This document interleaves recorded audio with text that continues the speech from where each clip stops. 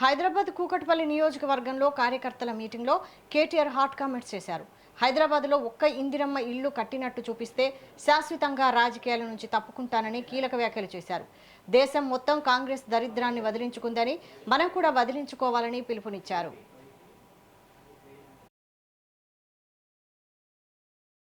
పేద ప్రజల ఆరోగ్యం కోసం బ్రహ్మాండంగా మనం ఆనాడు కష్టపడి టిమ్స్ హాస్పిటల్ కడితే ముఖ్యమంత్రి గారు పోయి రిబ్బన్లు కట్ చేస్తా ఉన్నాడు. ఆయన జేబులో కత్తెర పెట్టుకుని తిరుగుతా ఉన్నాడు. ముఖ్యమంత్రి గారు పాపం జేబులో కత్తెర పెట్టుకుని తిరుగుతుంటే జేబు దొంగ అనుకున్నారు. ఆయన జేబు దొంగ కాదు, గజ దొంగ. జేబు దొంగలు పాపం చిన్న చిన్న దొంగతనాలు చేస్తారు. ఈయన మామూలు దొంగ కాదు, దండుపాలెం బ్యాచ్ కు నాయకుడు. కాబట్టి ఆయన ఆ జేబులో కత్తెర పెట్టుకుని ఎక్కడ మనం కట్టిన ఫ్లైఓవర్ ఉంటే అక్కడ పోయి రిబ్బన్ కట్ చేస్తాడు. ఎక్కడ మనం కట్టిన బిల్డింగ్లు, టిమ్స్ హాస్పిటల్ లాంటి బిల్డింగ్లు ఉంటే వాటికి రిబ్బన్లు కట్ చేస్తాడు. మనం కట్టిన డబుల్ బెడ్రూమ్ ఇళ్లకు పోయి రిబ్బన్లు కట్ చేసి మేమే ఇచ్చినామని చెప్తున్నాడు. నేను ఈ వేదిక ద్వారా, కూకట్పల్లి వేదిక ద్వారా అడుగుతా ఉన్నా రేవంత్ రెడ్డి గారు, అయ్యా రేవంత్ రెడ్డి గారు, ఇందిరమ్మ ఇండ్లు అన్నావు కదా, ఇందిరమ్మ ఇండ్లంటివి కదా, ఎస్సీ ఎస్టీలకు 6 లక్షలు ఇస్తా అన్నావు, మిగతా వాళ్ళందరికీ 5 లక్షలు ఇస్తా అన్నావు. హైదరాబాద్ మహానగరంలో ఒక్క ఇందిరమ్మ ఇల్లు నువ్వు కట్టినట్టు చూపెడితే, ఒక్క ఇందిరమ్మ ఇల్లు నువ్వు కట్టినట్టు చూపెడితే నేను శాశ్వతంగా రాజకీయ సన్యాసం తీసుకుంటా, దమ్ముందా రుజువు చేయని చెప్పి నేను వారిని ఇవాళ సవాల్ చేస్తా ఉన్నా.